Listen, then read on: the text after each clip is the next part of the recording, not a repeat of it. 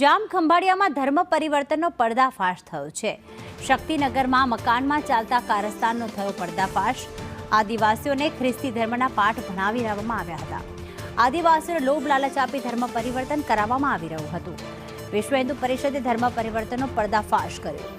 નેપાળી દંપતી મધ્યપ્રદેશનો યુવક ધર્મ પરિવર્તન કરાવતા હતા। જામ ખંભાળિયા પોલીસે 3 જેટલા લોકોને ઝડપી પાડ્યા છે। તો જામ ખંભાળિયા પોલીસે ગુનો નોંધી વધુ તપાસ હાથ ધરી છે।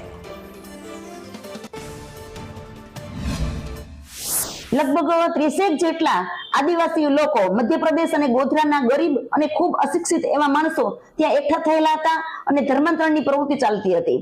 અમે લોકોએ ત્યાં જઈ અને પોલીસ ડિપાર્ટમેન્ટને જાણ કરી। પોલીસની હાજરીમાં કેટલું સાહિત્ય એવું હતું કે જેમાં ધર્માંતરણની પ્રવૃત્તિને વેગ મળતો હતો। આ સંગઠને અમે ખૂબ વિરોધ કર્યો અને પોલીસ ડિપાર્ટમેન્ટે ખૂબ તપાસ કરી તો જાણવા મળ્યું કે આ લોકોને ખૂબ ખ્રિસ્તી મિશનરી તરફથી ફંડિંગ મળતું હોય એવી પૂરી શક્યતા છે।